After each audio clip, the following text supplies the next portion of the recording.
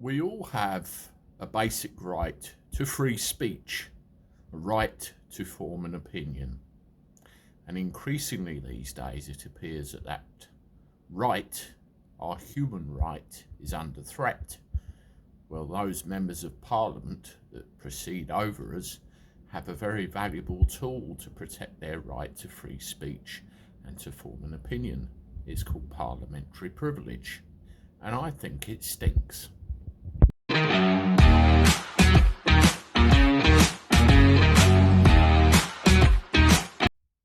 How do everybody? Welcome back for a Wednesday. I've got home now, sat comfortably in my living room. I'm going to go and have a snooze soon, but thought I'd do another video.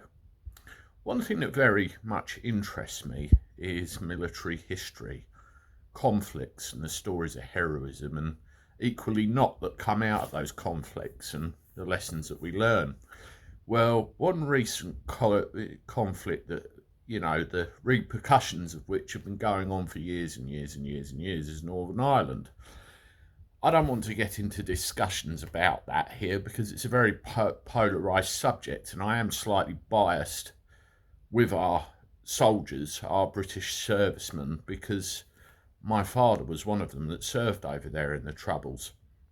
And I get the whole Good Friday Agreement and the pardon issued for IRA men on the other side. And I'm one of these that believe if you're going to pardon them, pardon us, because atrocities were equal, on both sides. We both did bad things in a very bad situation, and the whole thing needs putting to bed. And I was very encouraged by, news I was reading this week that we could be one step closer to getting there.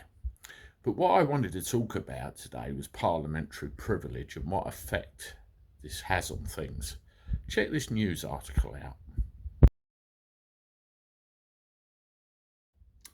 Okay, so Colin Eastwood decided to use his parliamentary privilege and name Soldier F in Parliament.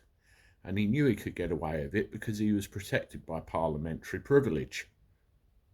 I get the whole parliamentary privilege thing, and like everybody else, we should have the right to make a statement, form an opinion, or have our say. But in this case, wasn't it a little bit reckless? The whole reason he's called Soldier F and not his real name was to protect his identity, and there were very good reasons for that. Now, by Mr. Eastwood naming him in Parliament, and if anybody else heard this in Parliament, does that now put this individual in any kind of danger? I'm not going to make any direct accusations about that because it's neither here nor there. It's just, it shouldn't have happened. And I think the whole parliamentary privilege thing needs looking at, and it's not the first time, is it, that something like this has happened. Jacob Rees-Mogg is regularly removing his foot from his own mouth for similar things. It's not good. What I want to see in this country, yes, there are bad apples in the services just as there are in the police force, but in the main, these are very brave people that are asked to go and do something that none of us could be brave enough to go and do. And they do it with their head held high for Queen, country, and more importantly for each other, with the hope that they will come home.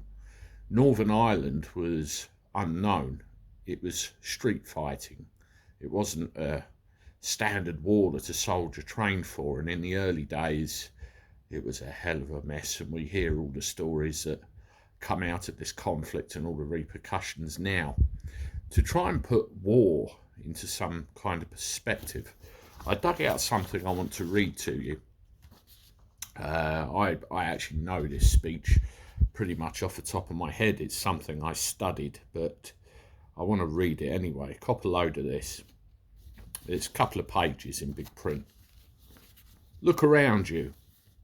In the 7th Cavalry, we've got a captain from the Ukraine, another from Puerto Rico. We've got Japanese, Chinese, blacks, Hispanics, Cherokee Indians, Jews and Gentile, all Americans. Now here in the States, some men in this unit may experience discrimination because of race or creed. But for you and me now, all that is gone. We're moving into the valley of the shadow of death, where you will watch the back of the man next to you as he will watch yours.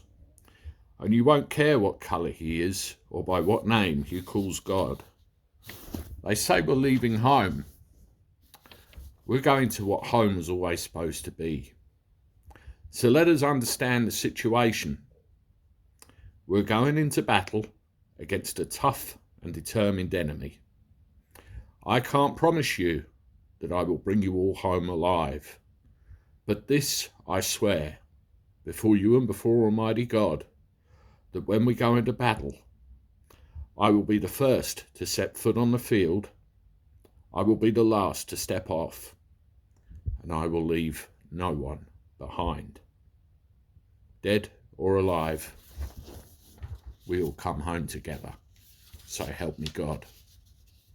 Those words were spoken with a lot more gusto and reverence than I could ever manage by a soldier, then Lieutenant Colonel Harold G. Moore, and he was in command of the 1st Battalion of the 7th Cavalry, and he spoke those words on the eve of that battalion departing to fight in the Vietnam War, and how Moore was in command of that battalion when they were ambushed by nearly 2,500 Vietnamese soldiers in a place called the Valley of Death, Ia Drang Valley in Vietnam. Those soldiers, all of them, are treated in reverence to this day.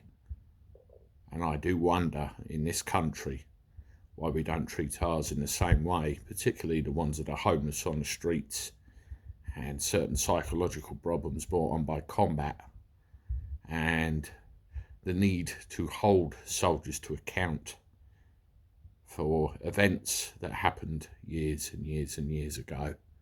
As I said, a divisive subject indeed, but that's my take on it. Let me know what you think either way. It's an interesting discussion.